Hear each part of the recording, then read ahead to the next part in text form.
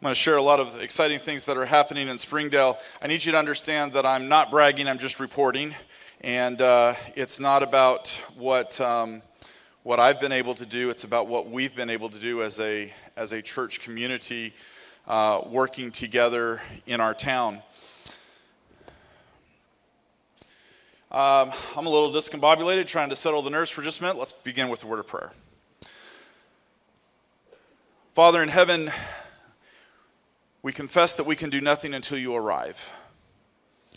And while we have gathered here to discuss matters that are taking place within your church, to build up your kingdom, I pray that the ideas that we are inspired with, the concepts that we have heard already shared and will continue to hear throughout the rest of this weekend, would find your blessing, that they would find your, come from your input directly, and that as we go back to our fields, to our vineyards, and share, that we will be all that more enthused and all that more energized to continue to lift up the name of Jesus until we see him coming in all his glory. So we ask for these blessings. We'll be sure to give you the glory in Jesus' name. Amen. Springdale Adventist Fellowship is the oldest Adventist church in the state of Arkansas. The Adventist work began in Springdale. Oh, it's not in there. Okay. Maybe it'll go now. Let's see. Reset it. Is it going now? Okay, there it is. And now we'll just change that display so I can see my notes. And now we'll hit play. Now you should be able to see what I see. Oh, come on. And Springdale Adventist Fellowship was established, not as Springdale Adventist Fellowship, it's established as the Springdale Seventh-day Adventist Church in 1885. First Adventist church in the state of Arkansas. At the time, state of Arkansas, or city of Springdale, had about 500 people living in the city. And within 5 years of establishing this church, they had about 100 people attending church, which means that in the city of Springdale, 1 in 5 were Seventh-day Adventists or were attending the Seventh-day Adventist church. Talk about church growth. It was a splendid time. Even the dear sister, you may have heard of her. Everybody has a sister in their church named Sister White. She visited the Springdale church, and she would preach behind a solemn pulpit, and she would do revivals for 4 days in the city, and nearly the entire city came out to hear this beloved woman preach. Fast forward 130 plus years now, and here we are, 2018, when I arrived in August to begin my assignment with this congregation. And from 1890 till about 2018, the attendance was somewhere between 20 and 100.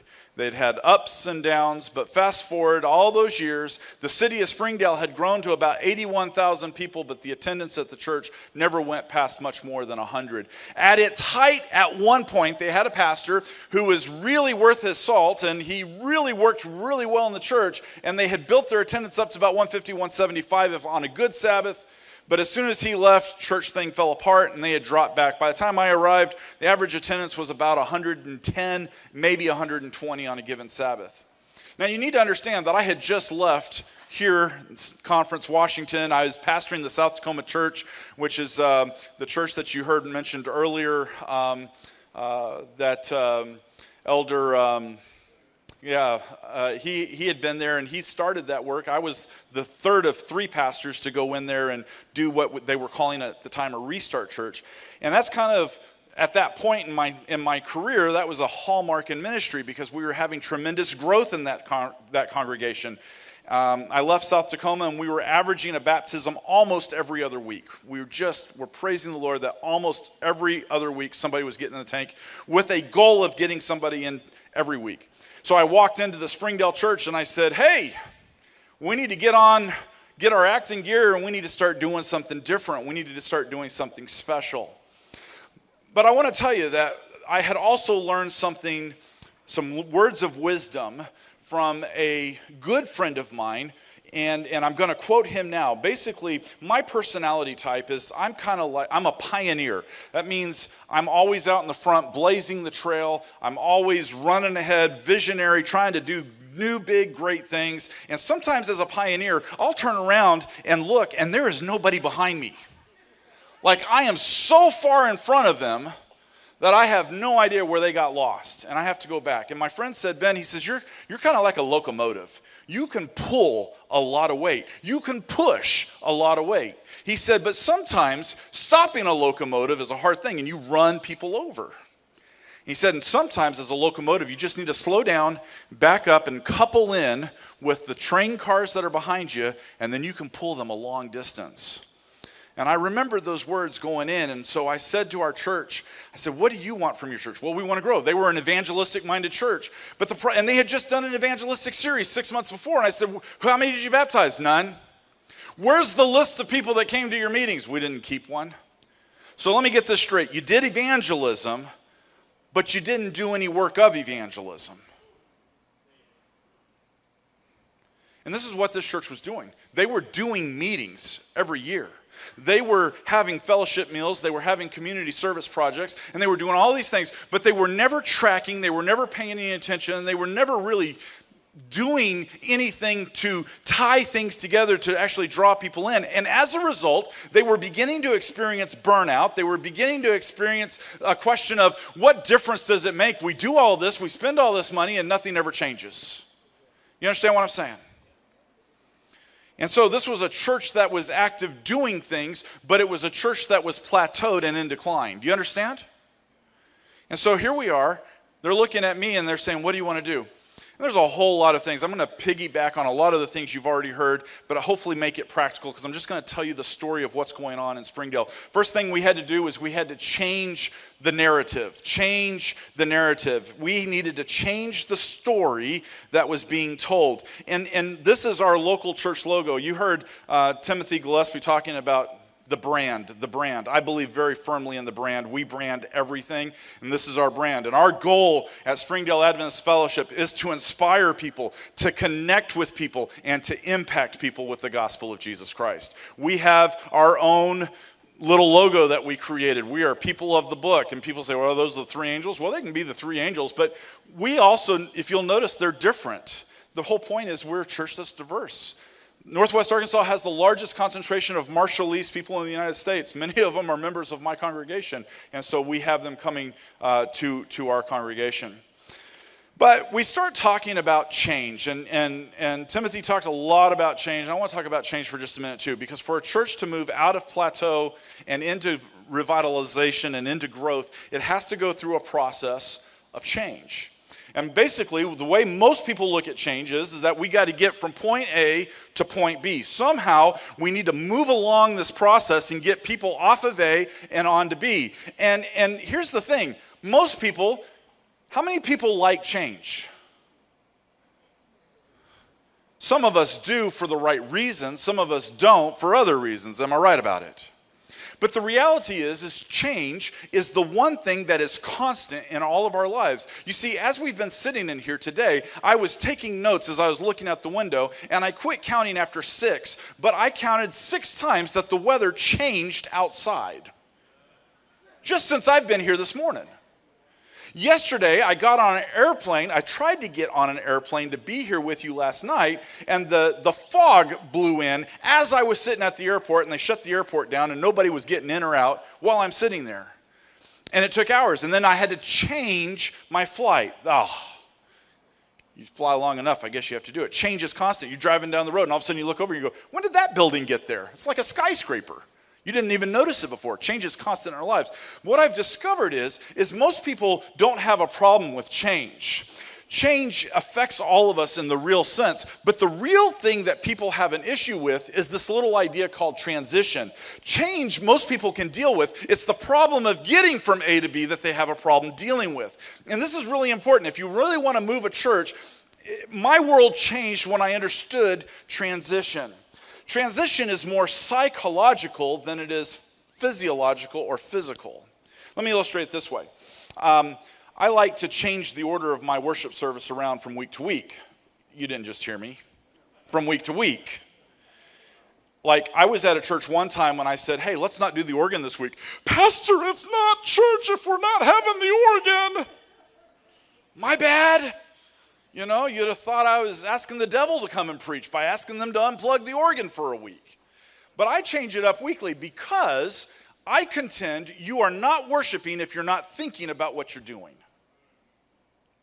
And so I wanted to move things around and do something differently. And I remember the first time I went to do it, I had a bunch of people were upset. Well, we didn't change it weekly right at first. We just changed it for the month, and then it was time to change it again. What I noticed is the same people were upset at the beginning of the month about changing it were upset at the end of the month when we were going to change it again. They weren't transitioning well. They weren't upset with the change. They adapted to the change. They were not transitioning well. And helping church members through transition is very much the key to successful revitalization in your church. One of the transition points that you, or as a pastor or a layperson, has to understand is that when you go into a transition, what happens is that people will begin to look at it and they will feel like they're having a sense of loss, that they're feeling like they're losing something. Oh, we're changing it? Well, I'm going to lose. You think about it. Well, what do? In my old days, as a pioneer locomotive, I'd just plow ahead. Get on board, folks. Here we go. And that doesn't work. So what do? A lot of prayer. And when I'm done praying, I pray again. And when I get done praying, I pray again. Lots of prayer. Second thing you need is a lot of patience. Third thing you need is a lot of guidance. And sometimes as pastor and lay people, we aren't the heroes. We need to let somebody else be the hero of the story. Sometimes we need to understand that we're just the guide in telling the story. And when you can recognize that you don't have to be the hero of your church's story, you'll go further. Just be the guide. It's really kind of a cool thing. And the fourth thing is education. You see, people will transition better when they're educated about why they need to change in the first place. And so I require my church leadership team, and I don't call it a church board either. I have leadership teams, and we changed the model in our church as well. I quit having positions on my leadership team based on the church manual positions. There's merit in that. Please don't misunderstand me. There's merit in doing it that way. But I discovered that the people who were invested in my church weren't necessarily holding those positions. I had a church ministry leader, family ministries leader, who in 10 years as family ministries leader of the church had never done anything for family ministries, and yet they sat on my board and criticized everything. I didn't need that mess. And so I changed that. I asked the nominating committee, I said, why don't we put people on the board, on the leadership team, who are invested in the ministries that we're involved with? And that's what we did. And so now I have people that are on my leadership team who are invested wholly in the church. And that includes kids under the age of 18. I have 2 of them. My nominating committee this year had a teenager on it. First time in my ministry that they were duly elected by the church. Why? Because they were starting to recognize that it's mission-based, not position-based. So what happens? I want people to learn, and I want people to read, and so people were reading this book. When I first got to the church, I had them read Waking the Dead.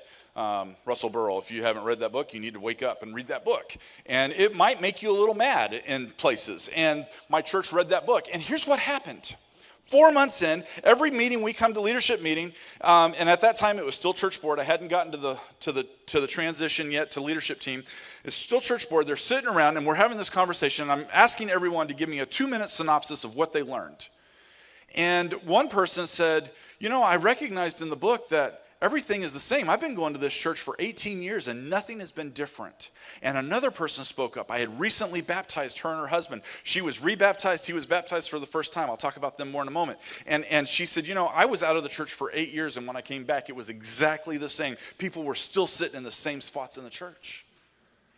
And that was the moment, 4 months in, when my church began to transition at the church, and transition began to happen, and it began to take place. And when you're going to go into this transition, you need to ask some questions. There are factors that you need to consider in when you're going into this. What's actually going to change? We're not changing just for the sake of change. How is this going to impact the members we have? What do the stakeholders in the church stand to lose through this process? What do they stand to gain through this process? What are we, sorry. Now I got to go back through it all the way through, sorry. What do we stand to gain? What do we need to stop doing that's gotten us to this point? What do we need to start doing that will get us to where we're going? These have to be questions that we ask and intentionally answer and spend time focusing on, because it helps to bring the bigger picture into focus. And this is part of the visioning process. What are we doing? Where are we going? Why are we doing it? How are we going to get there? What are the things that are keeping us from getting there? And have an open conversation in your leadership team about these things. In fact, when we got done doing this in our leadership team meeting, our board meeting, we went and did this with the entire church. We processed through the entire thing. But what happens is there are some things that will come into play as a result. You need to be cautioned on 4 things. Number 1, you need to be prepared for overreaction and exaggeration. Overreaction and exaggeration. Even if your people are in favor of the change, the transition process can sometimes derail what you're doing. People process the transition at different speeds. They transition some more slowly and some more quickly, and as a result you get this overreaction and exaggeration. Let me illustrate how this works. When I first came to the church, they already had their church board and their leaders in place, and so I didn't mess with that. I figured I'll just work with whoever they had in store here, and they'd ask me, who do you want to be the elders? Whoever's here, I'll work with anybody. Brothers and sisters, if we're going to have a Christ-like attitude, we got to be willing to work with anybody. That doesn't mean they'll be willing to work with us, but we have to demonstrate a willingness to be able to work with the people who are around us where they are right now. That's how we drag them along sometimes. We can only grow as fast as the slowest member will go. And sometimes when they understand that we care about them and we love them and we accept them for who they are, well, then they'll be more inclined to work with us and go to bat for us and fight for us later on down the road. And so what happens is I get to the second year, and our nominating committee has met. We've got a new church board getting set up, and I have a sheet of paper that I require my board members to sign. It says that they're going to be faithful to the church, they're not going to speak on behalf of the church, that they're going to be faithful with their tithes, they're going to support the church with their offerings, and so forth and so on. And I gave the church this paper. Well, I had announced to the leadership team, the board, that I was going to be doing this the month before, and one of my longtime elders got a little crossways of me, a little exaggeration and overreaction. He went around and started telling people, pastor's making everybody sign a sheet of paper that says they're going to be loyal to him. It's not what I was doing at all. And what I figured out as I sat down and I visited with them, by the way, that's a key to church revitalization as well as visitation. It's a lost art among many pastors, unfortunately, but it's something that we have to do as pastors and lay people if we're going to be successful. I sat down and I visited with them because the only way that we're going to come past this impasse of misunderstanding is if we communicate together. And as I sat with him, I realized that he felt like, you see what I'm saying? He's not transitioning well. He felt like he was losing his ability to disagree with me on issues. He wanted to be able to vote his conscience, and he felt that by my asking him to say he would be faithful in his tithe was a way of saying you have to vote with whatever the pastor wants. We were able to clear that up, no problem. We cleared up the exaggeration and overreaction. Does that make sense? Got to be ready for those things. Number 2, we've got to let our members work through their feelings of loss.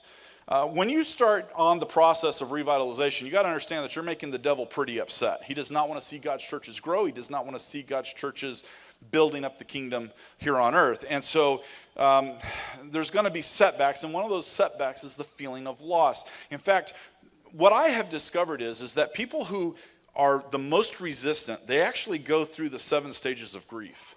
They actually have denial, they actually have anger, they actually feel all of these things, and they go through this process. And for some people, they can do it in a matter of days, and for some people, it takes them literally months, and some people even years to work through this process. And if you're not careful, you will lose people along the way, not because they weren't trying to be supportive, but because they weren't processing the transition very well. You'll discover sadness and anger, but have patience as you're listening to people. And then, most importantly, remind people of why we're doing what we're doing. How did we get here? Why are we here? Is this direction we want to be going? Why did we decide to keep going? Keep the vision in front of them. Repeat the vision, repeat the vision, repeat the vision. In fact, that's point number 3. Keep the vision, the purpose, front and center. Y'all ever heard that little tune, Cars for Kids? 1-800. You know what I'm talking about? Yeah. Why do you know that? Because you've heard it. When you hear a 30-second clip, next time you're listening, count the number of times they say the phone number. Oftentimes, it's no less than 7 times in those 30 seconds. Why? Because the average human mind needs to hear it a minimum of 7 times for it to connect, and then they'll go, oh. So sometimes what we do is we stand up in church and we say, okay, here's what we're going to do. And we tell them, and then we're done. And they say, well, we didn't know what was going on. Well, it was in the bulletin. And so now if I'm calling for the offering, people get upset with me because I'll say it 10 or 12 times. Offering today is for, and this is how you can give. You can give it online. You can give it in the bucket. At our church, we just set up text to give because I discovered that I had people in my church that would never go to Adventist Giving, the app, or to the website and give. But all of a sudden, we gave them the text to give option, and they still have to set up their account the same way, but now they're texting to give. And we have $700 coming in every month that we never had coming in before because we set up text to give. But it was just about giving another avenue and telling them how to do it and working on it, saying it over and over and over again. Number 4, you got to respect the history of the church. This one's tough. When we go into change, revitalization, and transition, what happens is we don't even mean to do it, but we can talk negatively about where we've been. The church I'm in right now was a miracle in and of itself. That they were able to build it, basically cash on hand, very little debt accrued over it. And this is not a wealthy church. This is a very humble congregation. But they built this church, and they built it in stages. And it's not very well laid out. And I was talking to somebody one day about how we were outgrowing the building and how we needed a new building. And man, it'd just be great if God would just strike it with lightning. And I realized as I said that one of the people had been in the church for 50 years, and he was one of the ones that had sweat equity building that church. And my eyes locked with his at that moment. I wasn't trying to be mean. I was actually trying to be funny. But he didn't take it that way. You understand what I'm saying? We got to be careful about the history of our church. Our church has a glorious history. The Seventh-day Adventist Church is a modern marvel of how God is leading and working in his world still today. Amen. And our local churches are just a part of that. And so we need to help them to be encouraged by what we're doing as we move forward so that they can see that those that have that sweat equity, that they can see that they were a part of the foundation of something extraordinary and something that is going to continue until Jesus comes.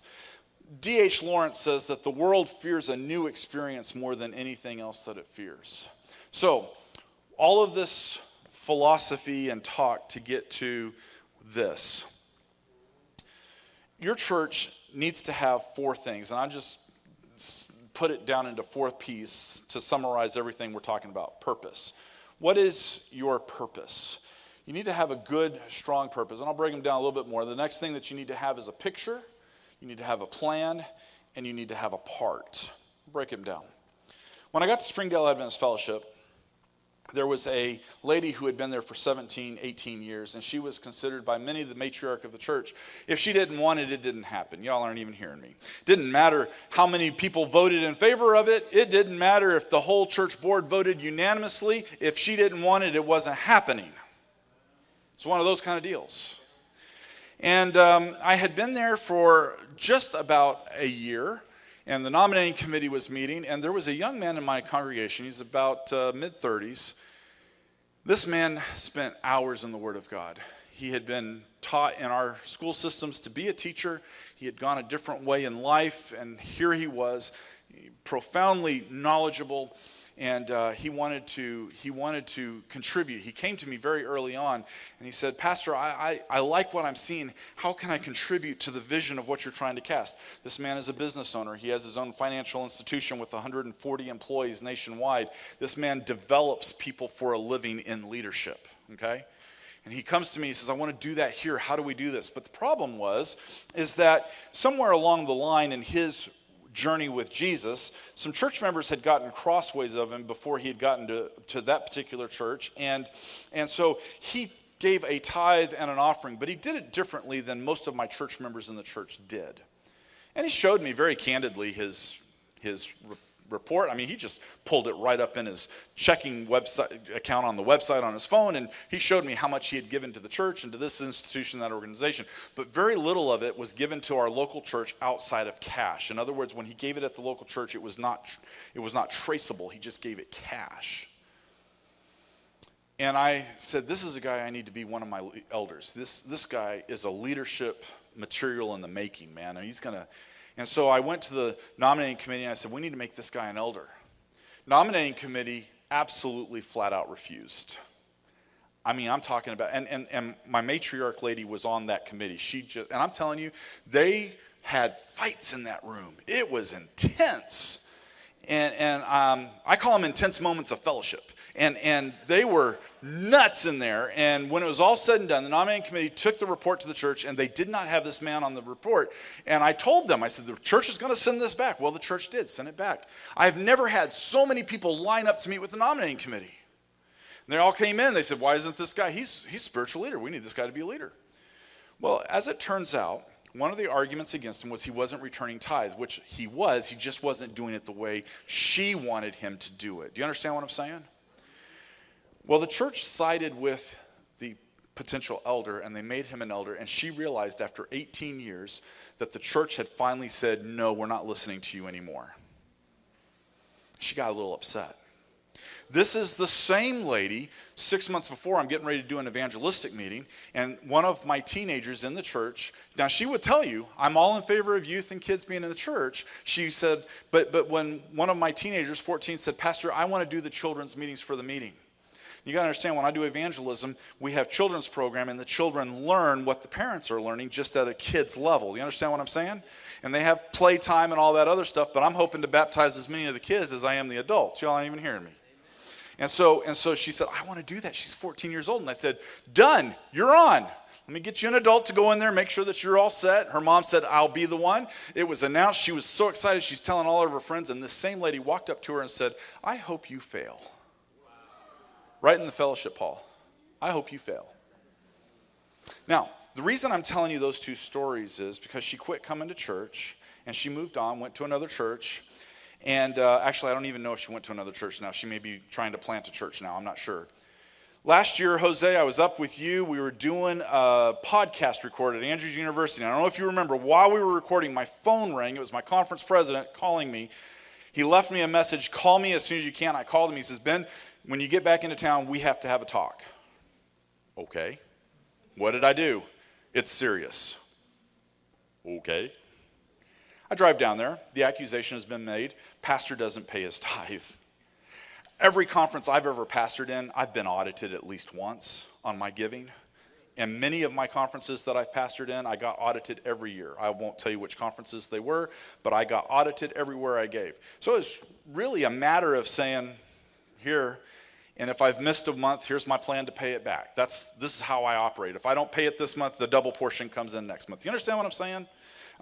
Giving is intentional for me.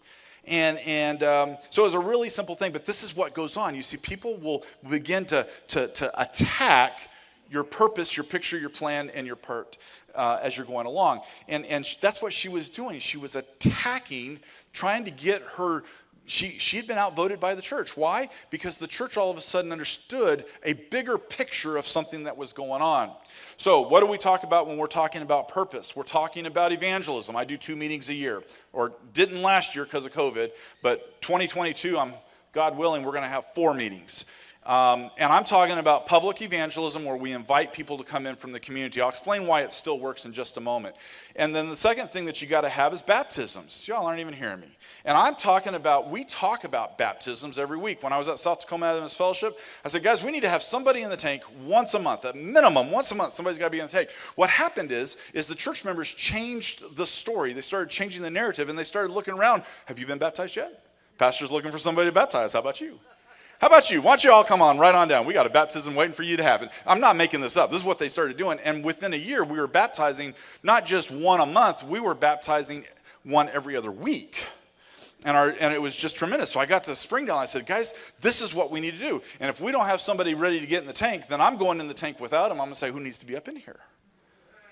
And I haven't had to do that yet. Now, COVID changed a lot of things, but I'm going to tell you right now, I'm having a leadership team meeting on Monday when I get home, Monday night, and we're having a conversation. I've already started talking to my elders and my leadership team saying, hey guys, starting January 1st, we're back on track. We need to have somebody in the tank. I've got somebody lined up for November. I got somebody lined up for December. And starting in January, we're going to be on track to move to, by the end of 2022, we're having somebody in the tank every other week at worst. And our ultimate goal by 2023 is to get somebody in the tank every single week. That's what we need to be doing. And we talk about it. We talk about it every week. That's a hard picture to see. That's a November day 2 years ago.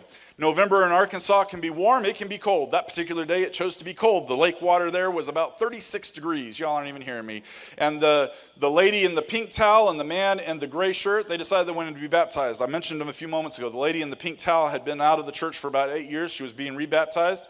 He didn't want to be baptized in the church. He wanted to be baptized as close to public natural water as Jesus was, and so we did this at the lake. He wanted to do it, and I said, hey man, it'll be memorable. And buddy, was it memorable. Oh, I couldn't feel my legs for about 3 hours after that. It was quite cool. I did all the talking out. We prayed out. We ran in and got the baptism done. Now here's why I'm telling you this story, because part of evangelism is discipleship.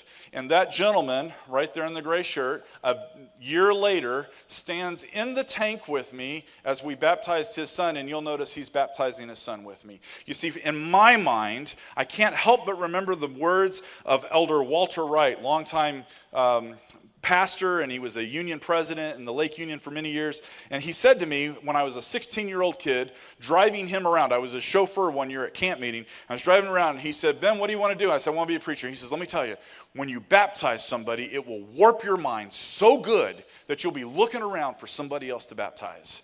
I have never forgotten those words. And so when I baptize somebody, my mission in discipleship process is to work a situation to where I get them into the tank again, this time with somebody that they have brought to Jesus, and they can be a part of baptizing somebody as well. Do you understand what I'm saying? What's really cool is we went back out to that lake in the summertime, and a little girl wanted to be baptized, and look at all her friends. They all lined up, and they were watching. And 3 months later, all of them but the little boy down on the end, he moved away before I could get him counted in. But I got the other ones a couple of months later. And so when you're doing church revitalization, you got to have evangelism built in. Evangelism is public meetings. Evangelism is also a lot of other things, and you've heard about some of those things as well. It's about baptisms, but it's also about discipleship. At our church, we do a lot with focusing on moving people from receiving the gospel, being baptized, to being active soul winners themselves. We have the next steps. Christianity 101. You join the church, you go into this class, and you're learning the basic fundamentals of the church teaching. I don't believe baptism is the end of the journey. Baptism is the beginning of the journey. You didn't just hear what I said. So I don't just baptize people that have studied 27 doctrines already, or 28. I baptize them when they make a decision for Jesus, and then I disciple them in the other 27, 28. And if you stay intentionally involved in these people's lives, they won't leave. When they begin to make friends, and I assign church members, or my leadership team assigns church members to be their friends, their buddies, as they go on this new journey through discipleship. Christianity 101, new beliefs. Christianity 201, learning your spiritual gift. And so we not only want to help you find your gift, we want to help you be mentored in that gift and implementing that gift into the church. Christianity 301 is Adventist culture. We are a unique and peculiar people, and people need to know our story. Many of our Adventist people who have been members for 50 years do not understand the history and culture of the Seventh-day Adventist Church outside of their little bubbles. And so we work on that. Christianity 401, hopefully they have learned all of this stuff and they are practicing it and they're moving it in. I remember a couple of years ago I baptized the lady. She came to my meeting in the spring. She said, "Are you ever going to do another one of these?" I said, "Yeah, I'm doing one this fall." She came back in the fall with her best friend. She got baptized out of that meeting as well. It's just an amazing thing. So we look after the purpose. Now we look at the picture. What's the outcome going to look like? Talk about it. Talk about it all the time. Imagine what we can do. Create excitement. People need to be excited. Listen, you don't have to be the most gifted preacher in the world, okay? But you can still inspire people with hope. If you're not inspiring them with hope, they're not going to want to come back and listen to you. I'm doing a series right now at my church. I just started. I did a 13-part series on the Sabbath, and now I'm doing a series. It was supposed to be entitled Messy When Loving Your Neighbor Isn't Easy, because let's just face it, loving your neighbor sometimes is not easy, especially when that dog is barking at 3 o'clock in the morning. Y'all aren't even hearing me. But we pray for them and we move on. But this is what it was supposed to be, and as I started studying, as I started writing, I realized it's messy because loving yourself isn't always easy. And I thought, man, I can't preach this. Nobody wants psychological mumbo jumbo in the church. People aren't comfortable talking about their feelings and emotions. I started this 3 weeks ago at my church. I've done two parts in it. I just cannot believe the results that I'm getting. I preached for an hour and 20 minutes the first one. I agree, it was way too long. But people were riveted. They were sitting right there. Pastor, keep going. This is so good. We have never dealt with these things before. We've always been told it's terrible. And people walked out. And the next week I was preaching, we had almost 15 people more at church that next time than we had the previous time. Why? And I make it a point to find out why people come to church. Why are you here? I don't recognize you. I'm glad you're here. Where are you visiting with us from? That's how I ask it. What brought you to our church today? Well, we heard you were talking about something that was messy, and we wanted to come check it out. Inspire people with hope, with vision. And vision is a huge part of it. What are you trying to get people to remember? What are you trying to get people to get excited about? If you're not excited about your church, I can promise you nobody else will be either. So this is what we do. We change the narrative and we put infrastructure in place from the way we don't have greeters at our church anymore. I don't like greeters. I have people who are a part of my first impressions team. First impressions are the people who are going to make the first impression when somebody comes in. You get 3 seconds to make a positive impression. How are you going to fill those 3 seconds? Hand them a bulletin and tell them where the bathroom is? Tell them which way they need to go to their class? One of my greeters back in the day told somebody, we don't dress like that here. You need to go put something else on. I was like, what are you doing? How are they going to get fed if we run them off? You know? And so you have to have all those things in place. And I really appreciate what Timothy was talking about, because from the moment they drive into your parking lot, you are on the clock for making a positive impression. The moment they drive into the parking lot, not when they come through the door, the moment they come into the parking lot. I tell my ministry leaders, park as far away from the door as you can. They all like to park close because they're there early and they get all the best spots. No, I said, you all need to park way out. You got to have a plan. And I want to tell you, if your plan doesn't seem impossible, it's probably not big enough. Y'all didn't just hear me. Because if it's not impossible, then that means maybe you're not trusting God enough. Because the God that I serve has things going on in this world that haven't even entered my comprehension. And I was reading a book by Mark Batterson, and he says, the problem with humanity is we like to take credit for the things that God does. And then the other thing is that we blame God when he doesn't do what we want him to do. But see, God isn't interested in making you look good for his sake. He's interested in making his kingdom look good for his sake, for his son's sake. And so when we go into it with a vision for Christ's sake, it changes everything. So one of the ways that I do this is I say to my church, now how many of you have board and you come into board and you do your devotional and then you read the minutes and then you take care of any transfers and then you do the finances? Does that sound about right? And then you do the reports and all the rest of the business. How many, did I just preach to the choir right there? Okay, that's not the way I do it. And I put the finances the very last thing on the agenda, and here's why. Because too often we make priorities and decisions for the church based on a human understanding of addition and subtraction and money in the bank. When in reality, we should be making decisions based on the leading of the Holy Spirit. And so what I do is I put it down at the end, and church members will say, Pastor, we can't afford to do that. Well, what are we trying to do? I don't know, but we can't afford to do it. That's the answer. So we put it down at the end. I said, well, let's vote on what we need to do, the vision. Let's vote on the priorities, and then we'll figure out how to pay it in later on. I'll illustrate that again in a moment. But one of the things you need to understand is that great plans often meet with failure because of bad implementation. If you don't have a good implementation plan, it doesn't matter. So what do we do at our church? We plan for a good worship service. We plan for good community service. We have metrics in place where we can measure the connections that we're making with the community. How many people came to church this week? How many of them were visitors? Of those visitors, how many of them came because of our website? How many of them came because they were watching online? How many came? What is the reason? How did they join? Last week, I wasn't even at my church. I was traveling out of state, and my head elder called me Sabbath afternoon. He says, Ben, you're never going to guess what happened. What happened? He said, we had a lady, she drove an hour and a half to church today. I said, cool, what was going on? See, trained. I want to know why she drove an hour and a half to church today. Well, she wanted to meet you. Okay, why? Well, she heard from somebody in her community about you, and so she went and looked us up online. She's been listening to you preach for the last 10 weeks at her house, and she decided to drive to church today because she wanted to meet you in person. And I wasn't even there.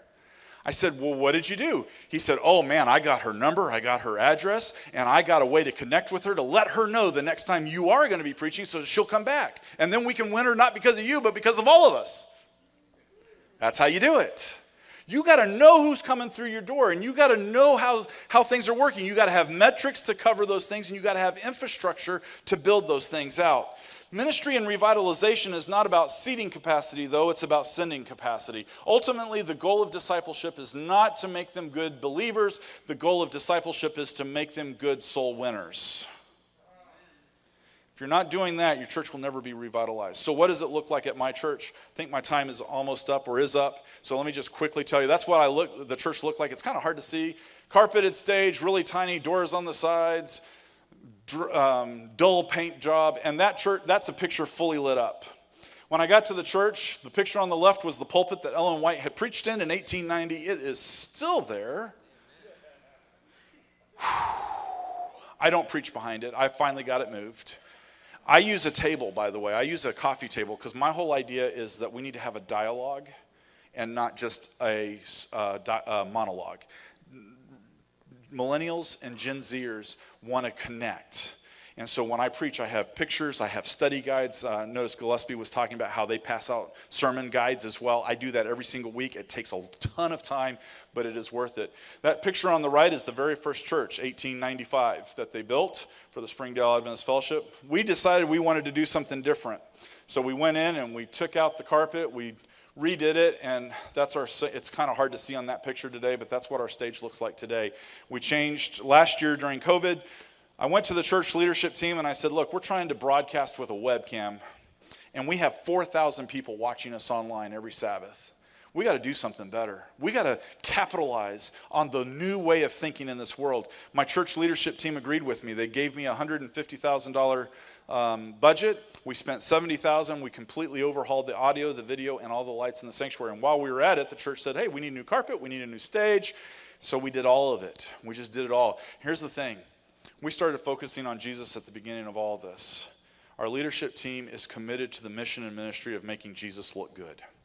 And so everything at our church is designed to tell the story of Jesus in creative ways, meaningful ways, and ways that will engage excitement. And so I've been in churches where we voted to do new carpet, and it took 3 hours and 3 weeks of research and all this and that. Just out of curiosity, anybody want to guess how long it took us to make a vote to redo everything in the sanctuary? 15 minutes. Start to finish, 15 minutes. There is a sweet spirit at our church where people are excited about doing ministry for Jesus. They are excited about seeing what he's going to do next. And COVID hit us hard. Pre-COVID, I got there 110, 115, 120 attending. Within 8 months, we had gone to 2 services. We were serving over 200. We have 5 events a year. They're called bridging events. They're big events. Mother's Day, Easter, Christmas. We combine Father's Day, 4th of July, Christmas, and Thanksgiving. We do these big events, and those events are designed to bring people into the church outside of evangelistic opportunities and outside of community service opportunities. And what they do is, those big events, we can have, and we did one right before COVID, we had over 300 people show up for that big event, and they come for those things. We have now started once a quarter doing what I don't like to call it. We call it Jesus and Jeans, and it's about being the church, being love to the community. And so we don't meet for church, we meet for community service. And on Sabbath, we don't come into the sanctuary and worship. We go out and we do what Jesus did, and we minister to the people that are hurting. It's crazy. In 2 weeks, we're doing it for Thanksgiving, and I wish I had already done that one so I could show you pictures of it. But we do these bridging events, and then people will connect with the church. See, the one thing that haunts us, as I close, the one thing that haunts us, somebody asked me this early on, and they said, Ben, if our church were to close down, would the community miss us?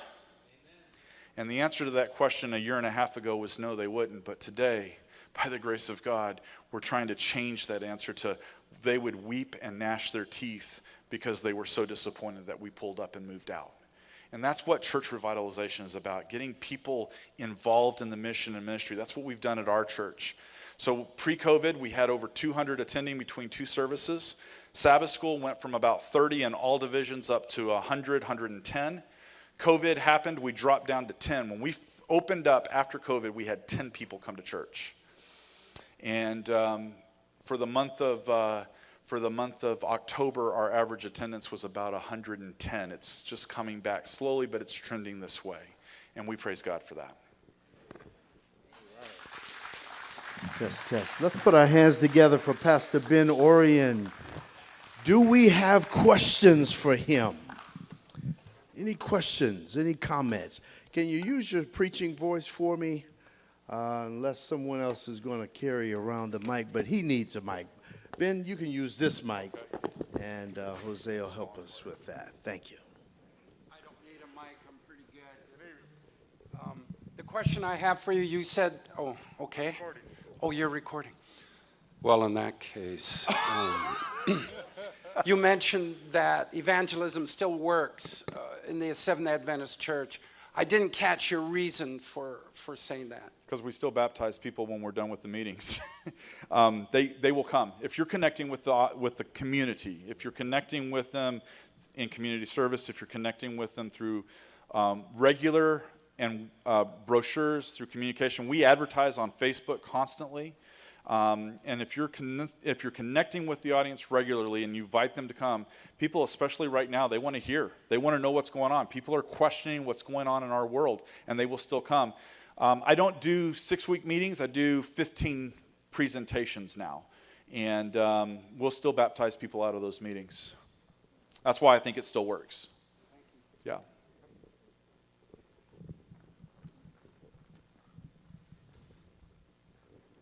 I'm curious to keep a record of those that stay with it. I mean, do they all stay with the church after they're baptized? Unfortunately, we still lose a few, but our percentages are higher than the average. The national average says about half of the people that are baptized will at some point leave. Our statistics, our keepings, we're up around 85, 90% actually, people that stay. And we do track that, yes. We track, like I said, everyone who comes to a meeting. We get their name and address. We put them on our mailing list if they'll allow us to. And we try to stay in touch with people as much as possible. When we baptize people, in general, we keep them. By the way, Ben, right here in North America, Adventist Church in North America, for every 100 people that we baptize, we lose about 40. Okay? So you're doing better than the church as than the average. You say that you do a process of discipleship. You do a process of discipleship. Yes. And Bible guides or something like that. Yes. Can you share with us after? Like, I don't know if you have something print out or what you do. If you give me your email address, I'd be happy. I'm actually redrafting everything in a post-COVID era. I'm giving it to my church on Monday night, the entire process relayed. We've got to redraft the vision, go back through it. I'd be happy to send it to whoever wants it. And it's detailed and laid out. It'll come, and I can send it to you in the next week or so when I'm done traveling. Thanks so much. Yeah.